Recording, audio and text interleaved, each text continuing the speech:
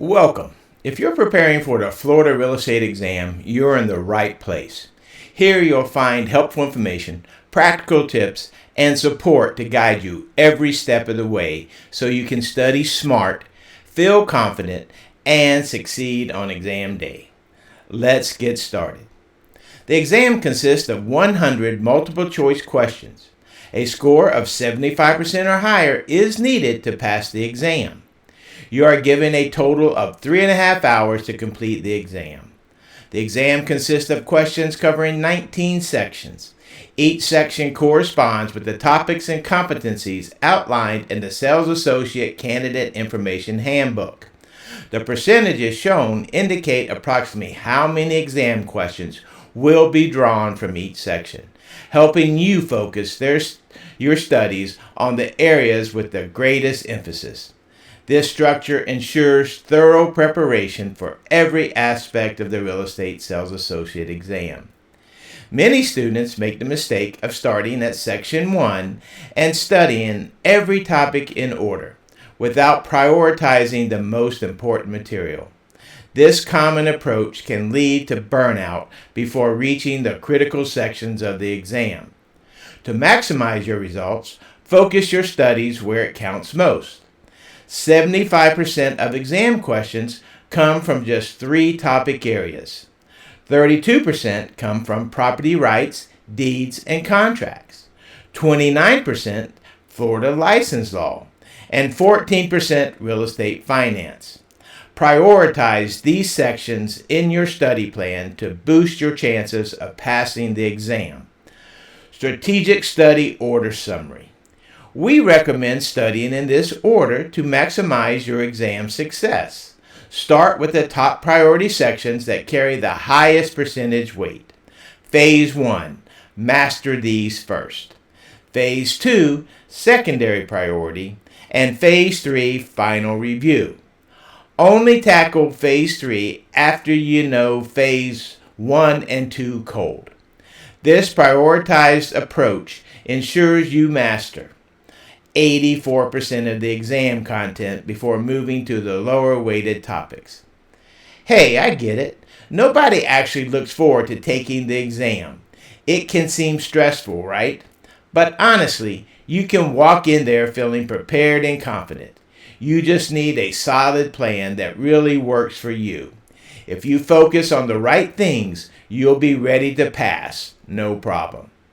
Look, I'm not talking about weird gimmicks or memorizing flashcards till midnight. This is just about using smart, practical strategies that actually help from the moment you start preparing right up to exam day. Honestly, everybody's got their one way to tackle this stuff. What works for me might not be your thing, and that's totally cool. Check out the tips, grab whatever works for you, and forget the rest. No need to follow every single step. Just do what feels right. And here's a little secret. Your common sense is your best friend. A ton of the exam is based on real-world situations, stuff you've probably seen, heard about, or even dealt with yourself. So trust your gut. If an answer sounds like something that would actually happen in real life, it probably is. First things first. You've got to get approved before you can even think about scheduling your exam. Tackle the application with the Florida Department of Business and Professional Regulation, DBPR.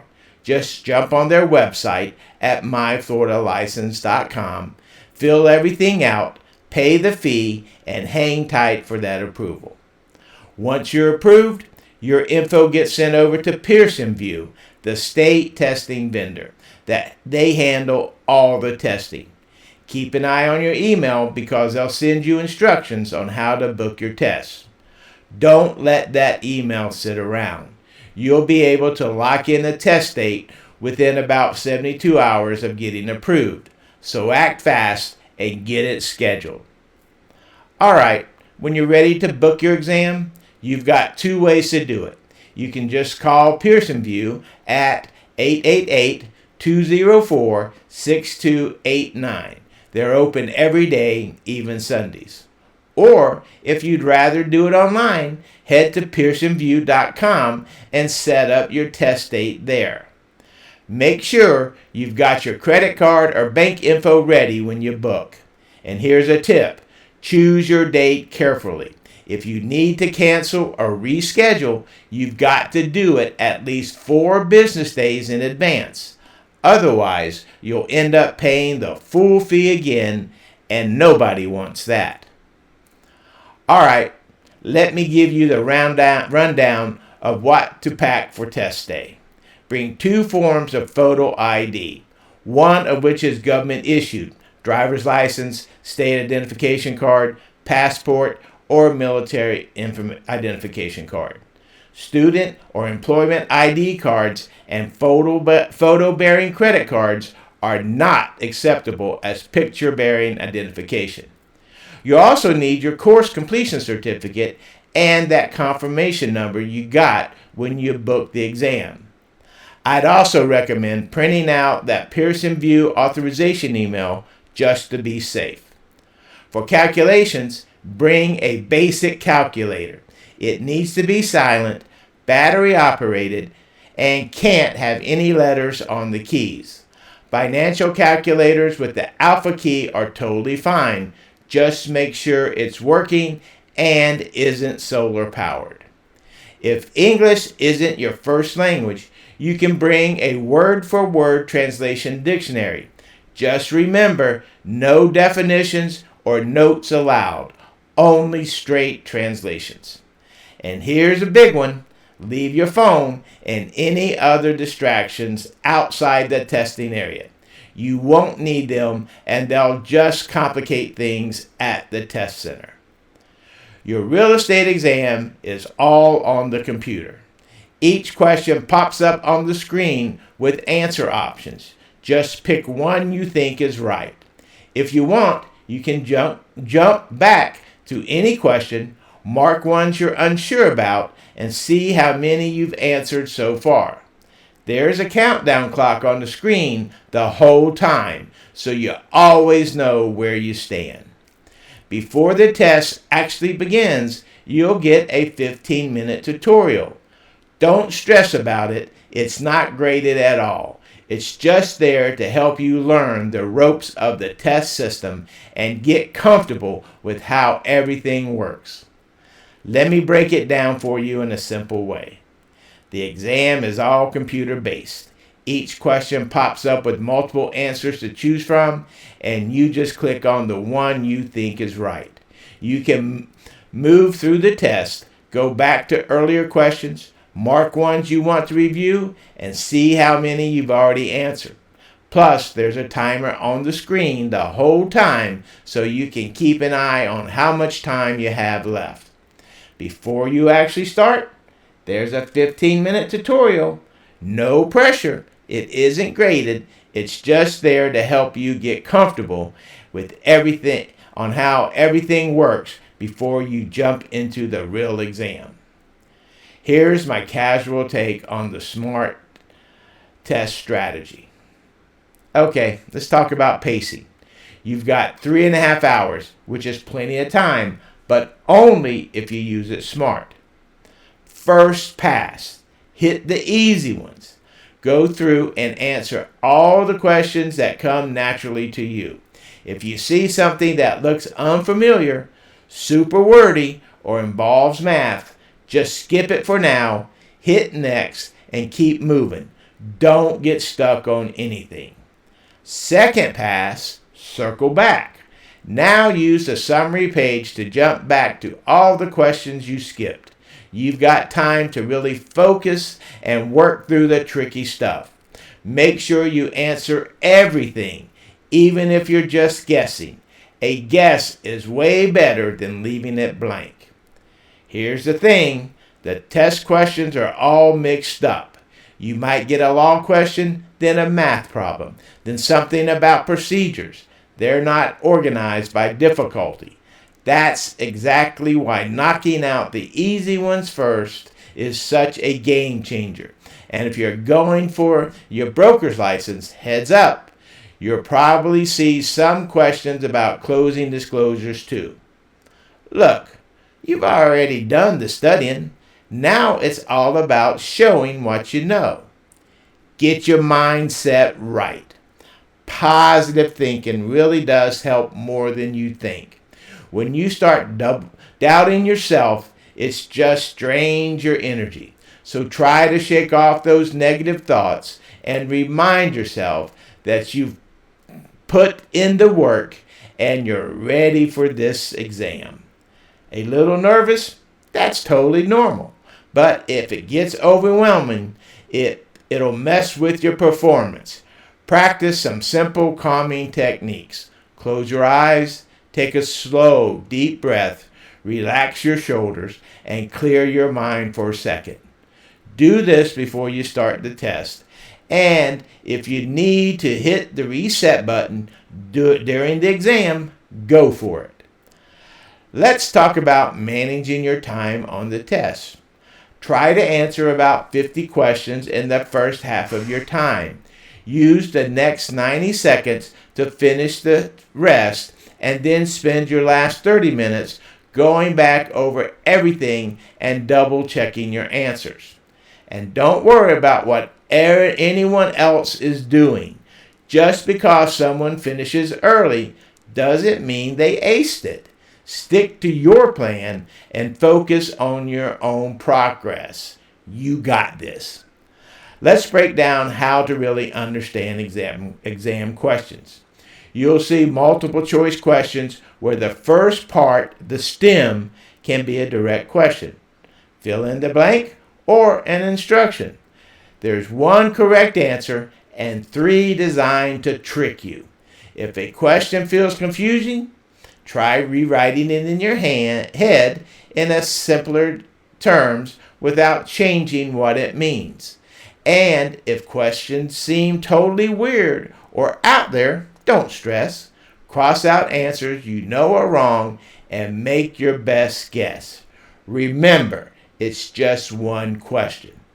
Also, watch out for extra numbers or details meant to distract you. Focus on what the question is really asking to stay on track. Before you start crunching numbers, take a second to estimate what the answer should be roughly. If your final calculation is way off from your estimate, stop and check your work. Also, keep an eye out for the usual suspects when it comes to math mistakes. Flipping numbers, like writing 56 instead of 65. Missing steps in your calculation process. Decimal errors, putting the decimal in the wrong spot. These little mistakes can throw off your whole answer, so just double check as you go. Here's how to handle those tricky or confusing questions.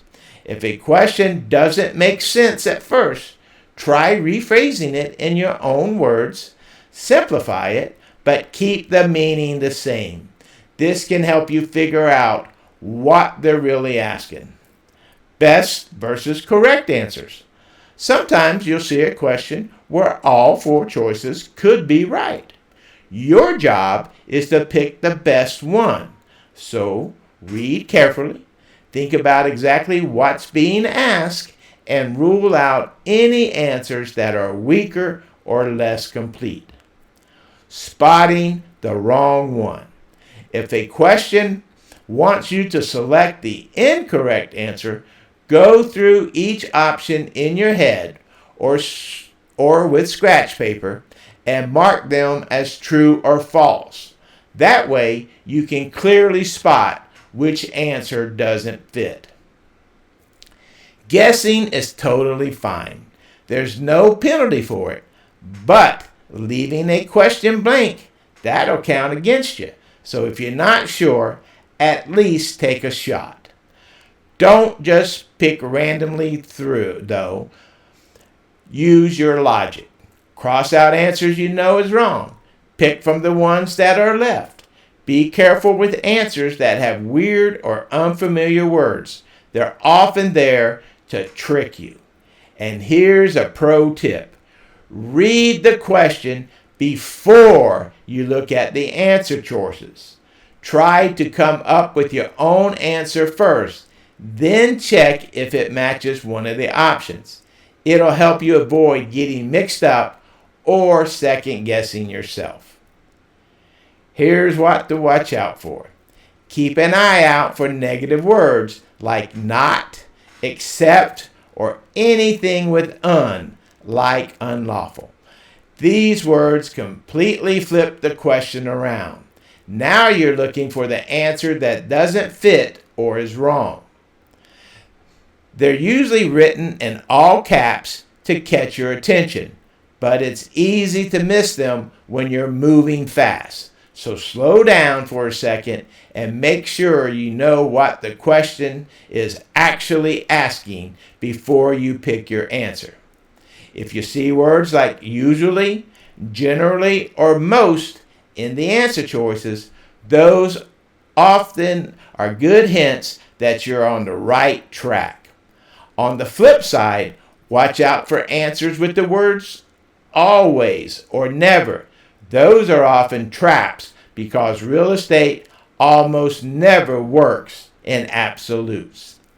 If you find yourself totally lost on a question, here's something to keep in mind. Sometimes the correct answer really is the longest one.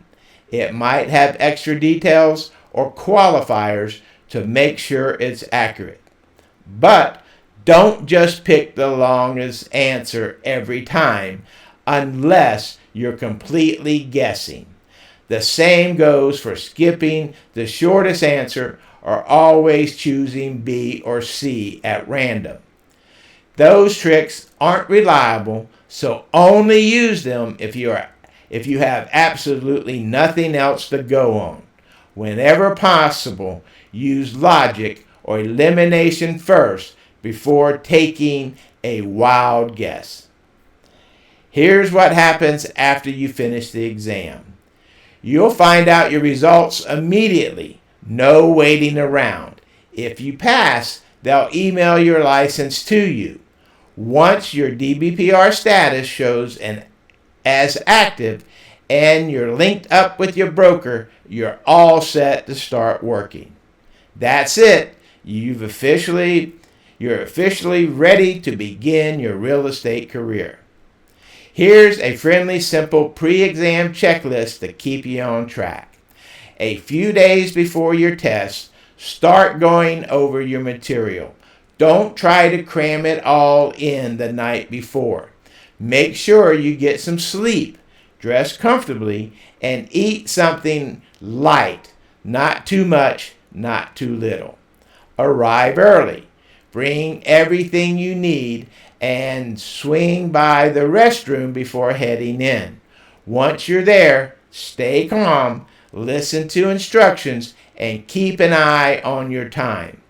Remember, you don't need a perfect score, you just need to pass. Stick with these strategies, trust your prep, and you'll do great. Want some extra practice before exam day? The exam manual plus our online prep course gives you access to over 500 practice questions, all designed to help reinforce what you've learned. It also highlights the key points from your course material. The online course also includes audio format so you can zero in on what's most important.